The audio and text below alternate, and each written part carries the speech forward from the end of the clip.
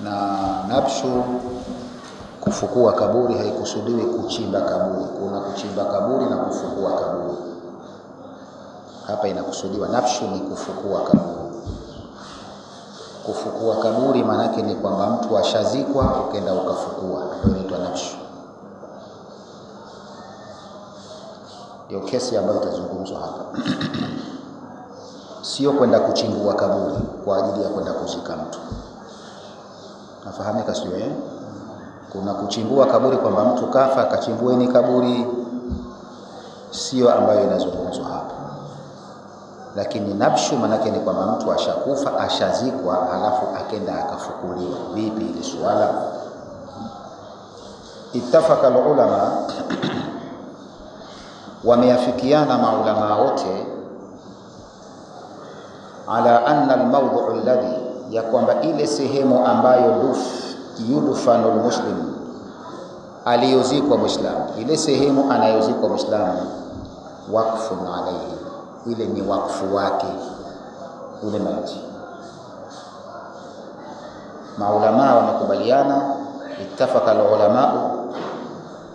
maulama wamekubaliana ala anna, ya kwamba almawdhu alladhi, ile sehemu ambayo yudfanu almuslimu fihi, anayozikwa muislamu katika sehemu hile, waqfun alayhi, ule ni wakfu wa yule aliyezikwa, kwa muda ambao bakia shay'un min, ambapo kutakuwa kumebakia kitu katika yeye, min lahmin au adhmi, iwe ni nyama iwe ni mfupa. Madhal bado nyama yake ipo pale, mifupa yake bado ipo, ile sehemu ni wakfu wake. Tunafahamu tukisema wakfu manake wakfu ni kitu ambacho mtu kahalalishiwa kwa ajili ya fulani. Ni sawa sawa na vile wewe ulikuwa na mali yako ukasema jamani, mfano nyumba hii naeka wakfu kwa mwekea wakfu mtu fulani, au kwa ajili ya jambo fulani, kwa ina maana watakuwa na mamlaka wale tu kutumia. Sawa nyumba hii mimi naitoa wakfu kwa ajili ya walimu wa madrasa. Tuko pamoja Kwa itakuwa ni wakfu wa wale walimu wa madrasa, si wengineo. Kwa na pahala palipowekwa kwa ajili ya kuzika mtu, akenda kuzikwa muislamu, ile sehemu aliyozikwa ni wakfu wake yeye, lakini wakfu ule ni wa muda wake ni mpaka pale ambapo madhali nyama yake mifupa yake iko pale, basi ile ni sehemu ya wakfu wake. Ikishakuwa tena siku zishakwenda sana, hakuna mfupa hapo tena, wakfu wake ushaisha, itakuwa ni wakfu wa mwingine atakayekuja juu yake. Tuko pamoja Na ndio maana nyinyi mnaojengea kule mkakatazwa, maana tuna wakfu mpaka lini? Mtu hawezi kuja fukua tena kwa sababu umejenga pale. Kwa ni wakfu wake ma bakia shay'un minhu, muda wote ambao kutakuwa kumebakia kitu katika yeye, min lahmin au adhmi, iwe ni katika nyama au mfupa. Fa in baqiya shay'un minhu, basi ikiwa kuna kitu bado kimebakia katika mwili wake, fal hurmatu baqiyatun li jami'ihi, basi uharamu bado wa kwenda kuchimbua pale utakuwa umebakia pale, upo li jami'ihi, tena kwa kuchimbua chochote kutoa katika mwili wake na kuwa ni haramu, maana ni wakfu wake, huwezi kwenda kutoa pale ukachimbua. Fa in baqiya shay'un, kama kutakuwa kuna kitu bado kimebakia, minhu, katika huyo mwili wake, basi fal hurmatu baqiyatun li jami'ihi, kwa hiyo uharamu utabakia kuwa upo kwa kuchimbua ya kaburi zima. Hata kama kumebakia kidole kipo, basi kaburi lote lile zima pale pahala pote itakuwa ni haramu kuchimbua. Fa in balia, akishaoza, wasara turaban, akawa sasa kisha kwa ni mchanga, tukichimbua pale huoni kitu, hakuna mfupa, hakuna nyama, hapo wakfu umekwisha. Jaza dafnu fi mawdhihi, itajuzu kuzika tena sehemu ile alikuchimbua pale, kwenda ukamzika mwingine, kwa sababu yeye wakfu wake ushafanyaje? Ushaisha. Wajaza al-intifa'u, na itajuzu kunufaika bi ardhihi, kwenye ile ardhi, si kwa ajili ya kuzika tu mwingine, Kwa sababu ule wakfu ni wake kwa muda ambaye yeye bado yupo kabakia, aidha kuna vinyama nyama, kuna vifupa fupa, bado uharamu utakuwa, sababu ni wakfu wake na mwenye wakfu bado yupo.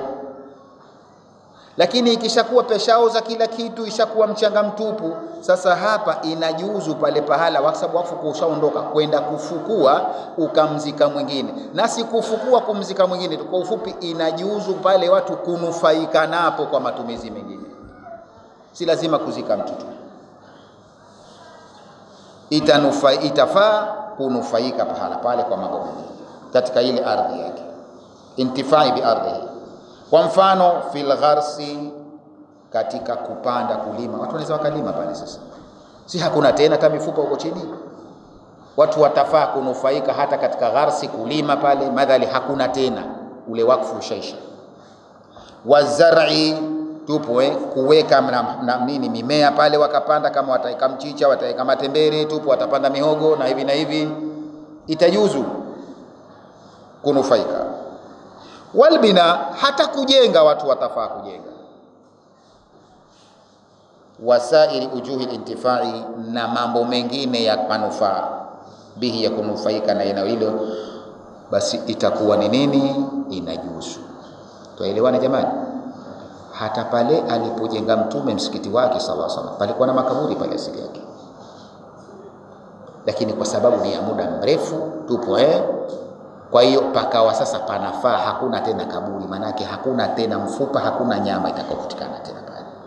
Hapo sasa itajuzu, kwa sababu wakfu ushaondoka kwa wale marehemu, au kama ni lile kaburi, wakfu ule pale ushaondoka. Kwa hiyo inafaa sasa nafshu pale ambapo alifukiwa mtu akazikwa, itafaa kuchimbua na ukamzika mwingine, kwa sababu hakuna tena kitu. Walau hafara alqabru, kama itatokea mtu akachimbua kaburi kwa dhana hiyo kwamba hapa bwana, njoo chimbue hapa hapana tena kaburi hapa, watu wamejiridhisha kwamba hapa hakuna, hebu njoo tuchimbue hapa. Tuko pamoja? Walipochimbua, fawajada fi idhamul mayiti, wakakuta kumbe mwenyewe hajaondoka bado, wakfu wake ukalipo, wakakuta mifupa ya maiti pale. Vipi? Baqiyatun, ambayo bado imebakia, ipo. Sheria inakutaka wewe, la yutimu alhafiru hufrahu, asikamilishe mchimbuaji kuchimbua shimo lake, kwa sababu sasa wewe ukiendelea unakwenda kuvamia wakfu wa mwingine ambaye mwenyewe bado ile nini unasema, haki ya wakfu wake bado anao. Kwenda ukakuta tu baba, wewe fukia, katafute pengine. Tuelewana? Usikamilishe yule hafir hufrahu. Walau faragha min alhafri, je, mtu kachimbua mpaka kamaliza kuchimbua, halafu wa dhahara shay'un min al'azmi, kisha maliza kukadhihiri kitu katika mfupa, kwa mfupa tushamaliza, maana kachimbua kafika katikati kakuta vile, atakuwa asiendelee kuchimbua. Kamaliza kakuta paka hadhiri mifupa, basi hapa sasa kwa kuwa ushamaliza, ja'ala fi jambi alqabri, ile mifupa itabidi uiweke pale pale, lakini pembeni tu ile kaburi kwa sababu ndio wakfu wake. Usiende itoa pale ukaipeleka kule, pale pale tukochimbua kaburi pembeni tu iweke, sio juu jamani, maana uifukie. Wajaza dafnu ghairahu, na itajuzu kumzika mwingine pamoja naye, maana yeye mifupa yake ndio iko pale, kwa hiyo na mwingine wamleta pale, itajuzu. Waman dufina min ghairi an yusalla, na aliyezikwa kabla hajasaliwa. Mfano kuna mtu itokezee, kwa mfano ndio mambo ya kifikihi, mambo ya fikihi jamani, paweza kadiriwa kitu, wewe ukaona hichi kitu mbona cha ajabu. Wewe unaweza kuona mtu atazikwa hajasaliwa kweli, hii yaweza tokea, ndio anakadiria kabisa kama ikitokea hukumu yake wapewe.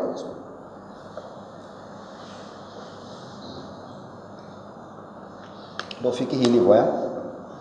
Naweza ukakuta maswali kaambwa binadamu ni tohara najisi, ukakwambia hapo binadamu tohara. Je, ikitokezea binadamu kazambwa, utaona binadamu azambwa, ndio wapewa kabisa hukumu tayari. Kwa hiyo na hapa anasema waman dufina min ghairi an yusalla, atakaizikwa pasi na kuswaliwa ale juu yake, ukhrija min alqabri. Hapa sasa ile nabshu itafaa, tabidi likafukuliwe kaburi atolewe. Lakini hii kauli sio ala al-itlaq, wengine wanakataa hilo. Wengine wasema hatofukuliwa, ataswaliwa tu pale pale kaburini, kwa sababu swala ya kaburi tushapita, swala ya maiti yafaa kuswali kaburini, tushapita huko. Wengine wakasema hajaswaliwa tu, atapanga safu tu pale pale kwenye kaburi lake, basi wataswalia lile kaburi, wataikite kama ndio jeneza tayari. Wengine wasema atolewe, afukuliwe, ukhrija min alqabri, lakini atatolewa in kana lam yuhal alayhi turab, ikiwa hajamiminiwa ule udongo wote, hajafukiwa, yani hajafukiwa kamili, atatolewa. Thumma uida dafnu, kisha atarejeshwa kuzikwa kwake. Wa in kana uhil alayhi turab, je kama tayari watu weshafukia, weshamaliza kufukia, wakajua jamaa hajaswaliwa huyo, hapa hurima nabshu qabri, itaharamika kuchimbua kaburi lake, kufukua. Wa ikhrajuhu, na kumtoa itakuwa haramu minhu, lakini idda al-ahnafi wa shafi'iyya, huwa uharamu kwa upande wa kihanafi na kwa upande wa kishafi'iyya. Wa riwayatun an Ahmad, jamani huyu jamaa mjanja kidogo huyo, mimi huwa nasema siku nyingi. Na kuna riwaya moja Imam Ahmad. Imam Ahmad mara nyingi kwenye masala ya sheria hana kauli moja. Kwa hiyo wewe utakayekuta kauli Imam Ahmad kwenye sheria ukaenda ukagombana na mtu, Ahmad yasema hivi, pengine ana na nyingine kinyume chake. Na riwaya moja ya Imam Ahmad, kwa maana atakuwa na nyingine huyo, wanasema hivi kwamba ni haramu kufanyaje, kufukuliwa. Sasa itakuwaje? Asema wasulli alayhi, atasaliwa pale pale, wa huwa fil qabri, akiwa kaburini, hatofukuliwa. Wa fi riwayatin, riwaya nyingine an Ahmadi, naona ya pili, moja anasema atasaliwa pale pale. Riwaya nyingine Imam Ahmadi anasema annahu yunbashu, sema atafukuliwa bwana. Kwa hiyo kauli moja hafukuliwi, ataswaliwa pale pale, moja asema afukuliwa. Huyo ndio Imam Ahmad radhiyallahu arhamahullah, asema yumbashu, atafukuliwa, wa yusalla alayhi, alafu waje aswaliwe, alafu atarejeshwa. Wajawaza al-a'immatu thalatha, wamejuzisha maimamu watatu nabshul qabri, kufukua kaburi, ligharadhin sahihi, kama kuna lengo jingine la sahihi. Ukiacha haya Aisha tushaona kwamba kumbe kama maiti kaziko hajasaliwa, basi ikiwa hajafukiwa vizuri, watu watafukua, wamtoe, wamswalie. Washamaliza kufukia, wataswalia pale pale, wataikiti kama lile kaburi ndio jeneza lenyewe. Lakini wengine sema afukuliwe, aswaliwe upya, aswaliwe sijui afukuliwe. Kwa hiyo hizi ni kauli ambazo zimezungumzwa. Kwa upande wa maimamu watatu, wao wanasema hivi, wanasema jawaza al-a'immatu thalatha, wamejuzisha maimamu watatu nabshul qabri, kufukua kaburi, ligharadhin sahihi, kama kutakuwa na kusudio au lengo ambalo la kubalika sahihi katika sheria. Mfano wakasema mithlu ikhraji mali, mfano kutoa mali turika fil qabri, ambayo imeachwa kaburini, pengine shekhe kaenda kuzika, katika wazikaji tupo alikuwa na msimbazi wake au misimbazi yake, mfano kainama mule, yakadondokea mule, alafu akashtukia mtu weshafukia, bana nilikuwa na 100,000 humu, itakuwa ikaonekana kwamba iko wapi, basi laweza chimbuliwa kaburi, mtu akaenda akachukua mali yake, tena ukisamesha ule yako. Ni katika gharadh sahihi hiyo. Au watawjihu min mandufina ila ghairi alqiblati ilaiha, jingine unaweza kuchimbua kaburi, watawjihi, kwa kuajili ya kumuelekeza tu maiti, man, yule ambaye dufina ila ghairi alqiblati ilaiha, ambaye kazikwa hakuelekezwa kibla. Yani watu wamezika, wamemaliza, halafu ikasema yule bwana alipozikwa kaelekezwa huku, unajua alikoelekezwa sio kibla, basi watu wanaweza kufukua kaburi, wakenda wakamuweka sawa. Tupo jamani? Au wataghsilu man dufina bighairi ghusli, au kukoshwa, anaweza akafukuliwa maiti kwa ajili ya kwenda kukoshwa yule aliyezikwa hajakoshwa. Mfano bwana kazi kwa hajakoshwa katika gharan sahihi, basi watu waweza kwenda kufukua wakamtoa wakaenda wakamkosha. Au wa tahsinul kafni, au akafukuliwa kwa ajili ya kutengeneza vizuri tu sanda yake. Inafahamika kwamba bwana yule sanda yake hakuvalishwa vile itakiwavyo, basi pia watu wanaweza wakaenda wakafukua kwa ajili ya kumvalisha sanda vizuri.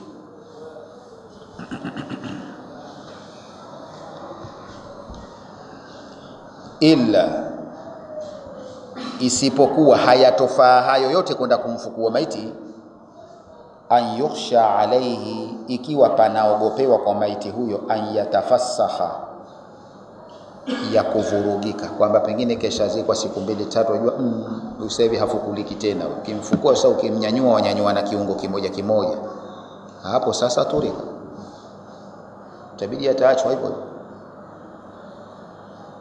sawa. Fayutrak, ataachwa ikiwa inaogopewa yatafassakh, kwamba atavurugika, kesha vurugika na akimfukuliwa atavurugika. Hatuwezi kwenda kumkosha tena huyu, hakosheki tena, hajakoshwa sawa, lakini tukimfukua kwenda kumkosha hakosheki tena huyu, hapo atufatwa fayutrak, ataachwa hivyo hivyo. Lakini wakhalafa al-ahnaf, wakenda tofauti watu wa kihanafi fi nabshi, kuhusiana ili swala la kuchimbua kaburi, min ajili hadhi al-umuri, kwa sababu ya mambo haya, kwamba sijui mtu kasahau pesa yake, sijui hajakoshwa, sijui afukuliwe. Wao wakenda tofauti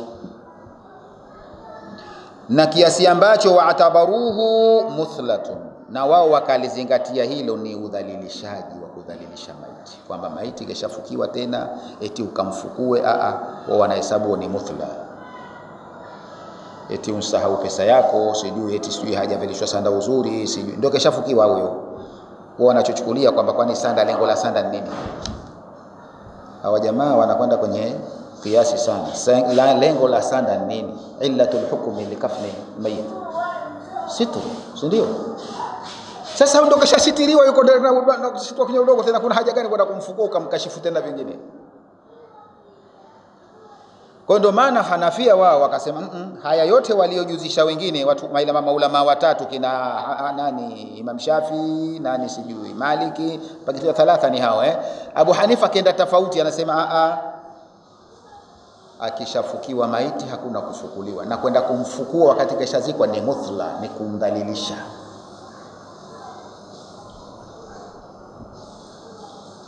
Wa muthlatu, na kudhalilisha maiti, manhi anhu, ni anha, limekatazwa hilo jambo.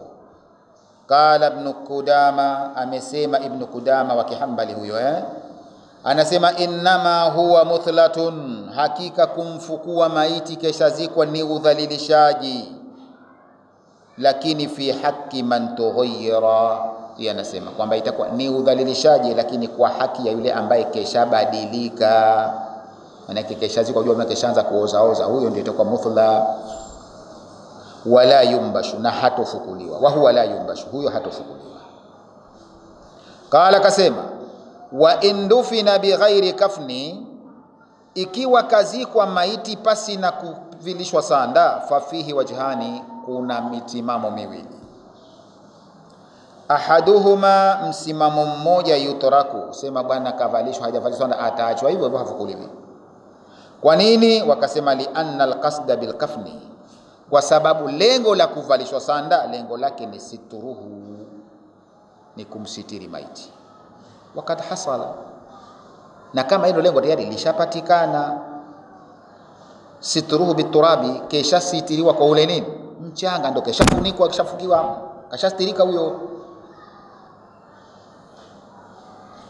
Wathani, lakini msimamo wa pili wanasema yumbashu, atatakiwa kufukuliwa, wa yukaffanu, avalishwe sanda. Kwa nini? Li anna takfina wajibun, wanasema wao kwa sababu kumvalisha sanda ni wajibu. Kwa hiyo pale ina maana kumeachwa nini? Wajibu. Wajibu ukiachwa atakiwa lazima ufanyeje? Utekelezwe. Hiyo ndio misimamo. Wanaosema hakufukuliwi tena, hoja yao nini? Wanakuja illa ya sanda nini? Ni kusitiriwa, na ushapatikana sitara kwa sababu keshafukiwa. Wengine wanasema kule kuvilisha sanda ni jambo la nini? Ni wajibu, na limeachwa wajibu, itabidi afukuliwe lifanywe. Kuna hiyo misimamo.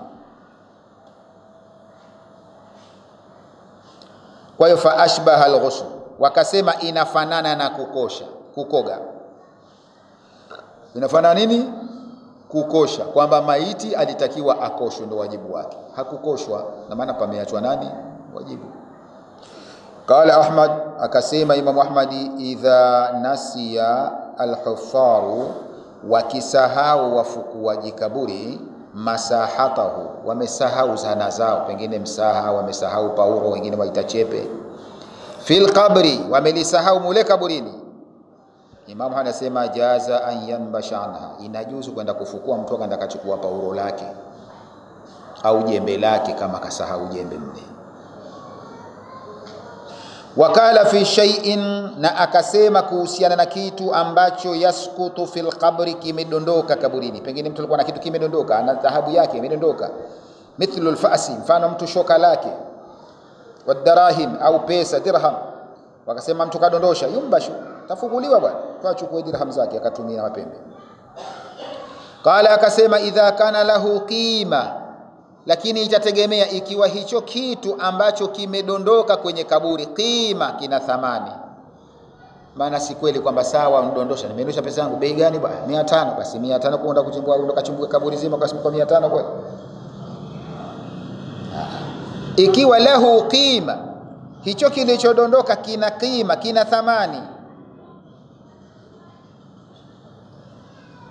yani anakusudia yumbashu, ikiwa kina thamani basi tafukuliwa.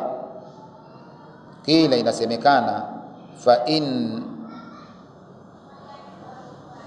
in a'tahu awliya'ul mayit,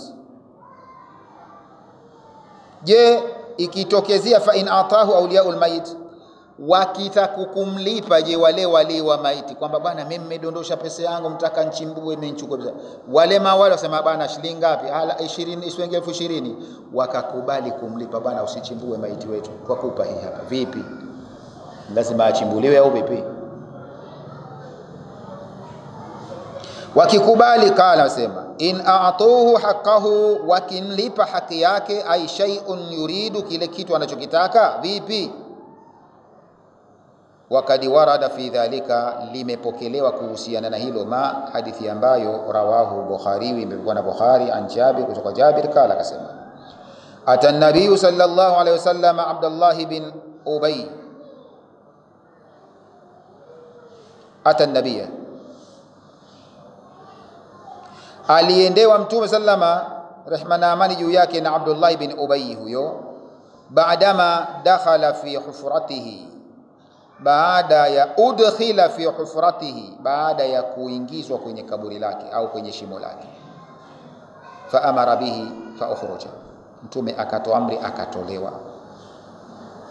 Fa wada'ahu ala rukubatayhi, akamweka kwenye magoti yake. Wa nafatha alayhi min riqihi, mtume akampulizia kidogo mate yake. Wa albasahu qamisan, na akamvalisha kanzu. Yani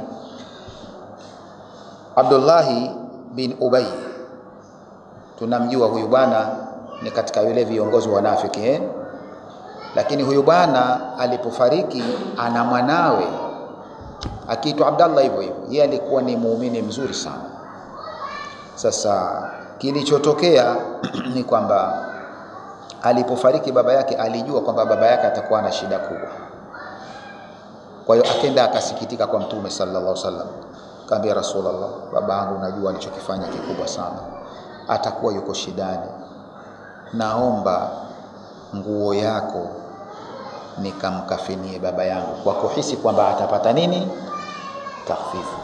Kwa sababu jamani, imethibiti kwamba athari ya mtume sallallahu ina nini niseme hivi jamani, katika athari ya mtume sallallahu ndio ina athari nayo, yani kitu kinachotokana na nani? Na mtume sallallahu alaihi wasallam, kina athari nyingi sana.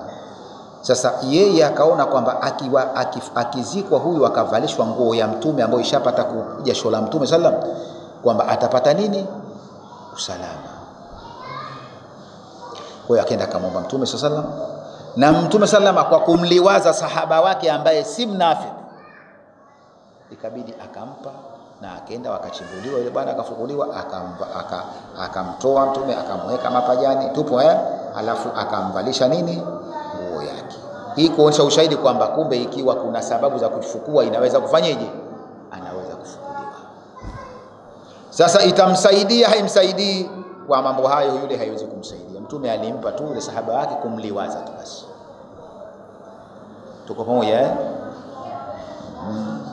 Kwa hiyo alifukuliwa kwa ufupi, na ndio maana baadaye Mtume sallama akagombwa na Allah, akaambiwa la tusalli ala ahadi minhum mata abada wala takum ala qabrihi, usije ukamswalia mwingine yoyote atakayekufa katika hawa, na usisimame takaburini kwake usende. Tuko pamoja eh? Lakini yeye alifanya kumliwaza sahaba wake. Kwa ufupi imeletwa hadithi hii kuonyesha ushahidi kwamba maiti aweza kufanyeje? Kufukuliwa. Kwa sababu ya sana ndio kaenda kumvalisha sana.